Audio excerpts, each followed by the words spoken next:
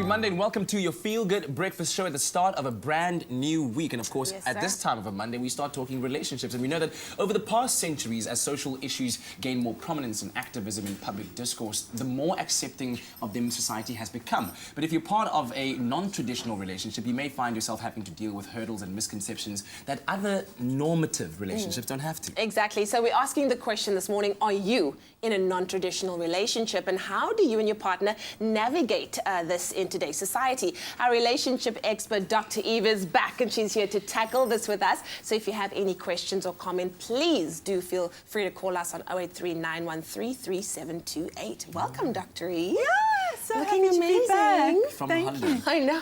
Holiday and conference. Oh, Yeah, okay. combination. Okay, Come work back and with pleasure, lots work of and information and in fact lots about non-traditional relationships. Wonderful. Because that's what people are talking about. I think the first point maybe that we want to touch on is why it is that it's so distressing for us to handle the fact that society isn't so accepting of non-traditional circumstances in relationship, be it two people not of the same race, maybe not of the same sex, different ages. Exactly. Why I'm is very that? pleased that you've defined that because, you know, what is non-traditional relationships? Yes. Traditional relationships are what we call mono-heteronormative relationships, meaning monogamous, heterosexual between two opposite sex, and then people who just fit into the norm of what society dictates is normal, which is what that mono-heteronormative relationships. And more people are swinging away from that, finding that it's not really interesting or that they have the freedom to explore something more, which, as you've defined, Katlego, could be something interracial, interfaith, and also age disparity. And I was like really celebrating last night when the results came through of the French election, just to politicize this a little, where the new French Prime Minister is 39 years old, and what's also very unique about him is that he is in a relationship with a woman who is 24 years older than what he is, right? So here we have diversity immediately in a non-traditional relationship, which is going to almost normalize and give permission to other people who are looking for more disparate kinds of relationships. So that's what the non-traditional relationship is. Society says, yes, we accept it, but I wonder if we really do, and how comfortable we are with it, with ourselves, with our families, and with our communities. Exactly. People who are in same-sex relationships, you know, we think, okay, this is kind of normative because legally it's allowed. People who are in relationships with transgender folk, it's allowed, but you know, how really comfortable are we with that? Interracial, how comfortable are we with that, even though they're eyes legalized? looking at us from the outside and we feel those eyes, right? When you're walking in a mall holding hands, you're like, And talking about those eyes looking in from the outside, I suppose the first battle is coming to terms within yourself that this is who you really are, that I am attracted to somebody of the same sex, or I am attracted to somebody that's way older or way younger than I am. How does one navigate this in a healthy way? Because that's a pretty tough decision to come to. Right, so your first thing is, as you say, Leanne, how do I self-accept? Because that's a difficult process that people go through even from a very young age, if you're thinking about trans relationships or same-sex relationships or even non-monogamous relationships, where it's like, it's not that I'm a player, but actually I find that I'm attracted to more than one person, or I really can't just be monogamous with one. I feel I'm in love with more than one person at the same time, and it just doesn't feel right for me just to have one partner. I need to have more than one at the same time. So people have to come to terms with that with themselves, and that's a very painful process. And we also know that people who go through that process from very young, they have higher risk of things like alcoholism, depression, any kind of suicidal ideation as well, before they actually go into an acceptance, this is who I am. All right, Dr. Eve, we'll keep you on the hot seat and, of course, open up the lines to you, 083 913 3728. We're talking relationships. I want to ask Dr. Eve about family and how you come out to family. My grandmother always used to say to me when I was growing up, this one is going to marry a white girl. We can see her. Hey, just the feels. But we'll talk more about that. G, what up? It's my feel-good breakfast show. Inspirational stuff, Absolutely inspirational. Now, of course, we are back with our relationship expert, Dr. Eve, in the building, and we're talking about non-traditional relationships, the ins and the outs. But we've also got a caller on the line. Good morning. How are you? Good morning. How are you? Very, very good. Who are we speaking to?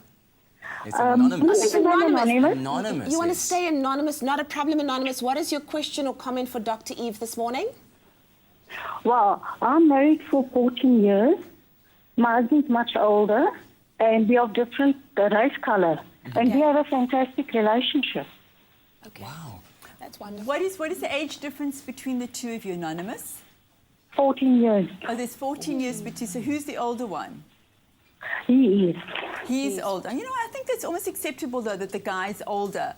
If it's reversed, it doesn't seem to be that acceptable. You know what I want to know Less from Anonymous? acceptable. What? I'd like to know this. Anonymous, what have been some of the challenges that you faced yeah. and how did you make it work?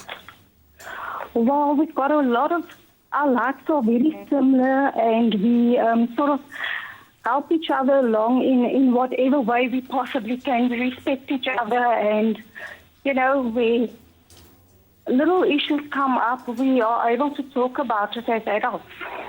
So that sounds like a regular Yeah. relationship, but what have been the added obstacles? I think Kat was referring to The that. challenges. I The think challenges it's that more you've had. family orientated. Tell us about that. You know, what have the families done in terms of where's it been most difficult, the interracial part or the difference in age part? The age and the interracial differences, definitely. Wow. So you really have had to stand together as a team to overcome all of that stuff. Yes. But it depends on how mature you are to handle a relationship and to respect one another. I guess it's communication. You know, thank you Yeah. for sharing that. Thank you so much, Definitely. Anonymous. And I guess that Yes. leads us to that question then. You know, question, I yeah. kind of jokingly told about my grandmother who said, I'm going to marry a white girl. Somebody said, how, your mommy? No, it's my grandmother. Get it right, get it right. But how do you, because it's obviously not viable for you to be in a long-term relationship with somebody and having your family disagree with certain Yeah. parts of your relationship and you keeping it secret. So how do you come out to the family? Yeah, the secret stuff. I mean, we speak about that often. That's a killer. You can't do that. And we know, we've also spoken about this, Katlego, that we want family approval. We can't have families distancing themselves from us. Yeah. It's about you being absolutely solid and confident in your choice and recognizing there are challenges. You know, for me, there is challenges, even if you come from the same social class, even if it's the same race, even if it's the same religion, there are challenges. When you have those added dimensions, there are added challenges. Yeah. And the only way that a couple's going to get through that is through communication. So the families really have to Yeah. be communicated well enough to be able to find. You look like concerned. I'm You're thinking looking like about you're not something very buying into deep. this. So I'm thinking I about can something very see. deep, and I can we'll see. touch on that when we come back. The line is Yeah. still open on 0839133728. I think we're heading to the kitchen right We now. are definitely heading to the Let's- kitchen. Relationships make me hungry. It's my feel-good breakfast show.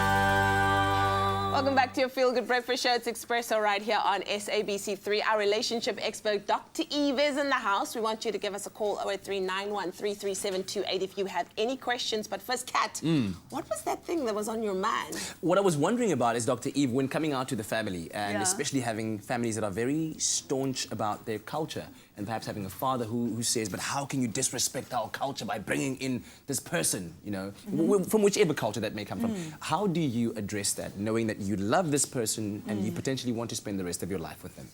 When two people get together, they create their own culture, they create their own family, and they have to take bits and pieces from their culture that they like and make their own culture unique to them.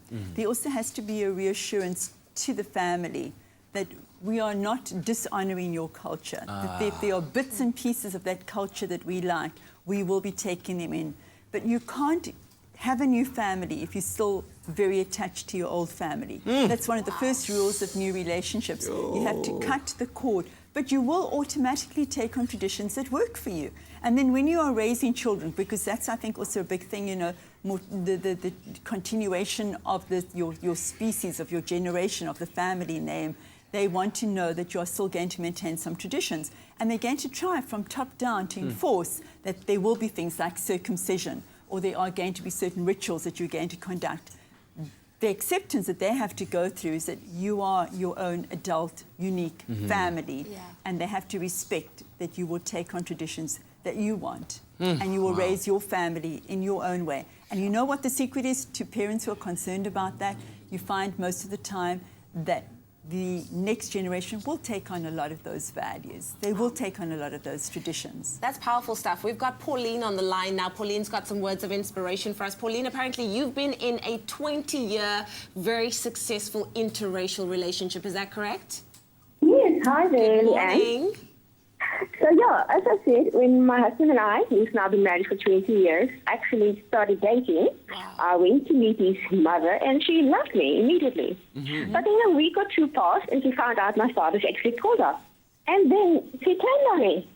But praise the Lord, things did settle. It took some time, because, I mean, we had to elope. Oh, Elope. But we eloped. Like, we were dating for 6 months, but it was just so ridiculous the way they tried to get us out of each other's lives. And we decided, you know what, it's up to us. It's our life. But as I said, things turned around. On our first wedding anniversary, we had a wedding where we invited all the family. Wow. And still the family wasn't with us. Like, some didn't even show up to the anniversary wedding. But I must say, 2 years down the line, they came around and we are very happy now. oh. That is amazing. That's a lovely What a story. And beautiful maybe story. also when there are children that come along, it also softens the heart of the Yeah. rest of the family. I think it's, absolutely tragic that people will reject families and walk away based on principles of you are choosing a different traditional culture to what Yeah. I am. It's incredibly heartbreaking for me. So well done to you for Well preserving done. your Absolutely. family and enriching your family with mixed Yeah. cultures, with different cultures. Thank well you done so to much. you. Yeah, and for so sharing, Pauline. I just want people to know you must choose love. Your parents can't choose for you because at the end of the Sure. day, you're going to live with that person, not they. Yeah, That's thank you very so much, true. Pauline. Choose love. Wow, elope. I'm just thinking, like, how that African mom stare can even scare the word elope out of your eyes. I don't even know how to spell it, but okay. That's brave, hey? The elope story. Oh, my Dr. Eve, goodness. thank you so much. We really do Yeah, appreciate it. okay. All right, well, still lots more to come on your Feel Good Breakfast Yeah. Show.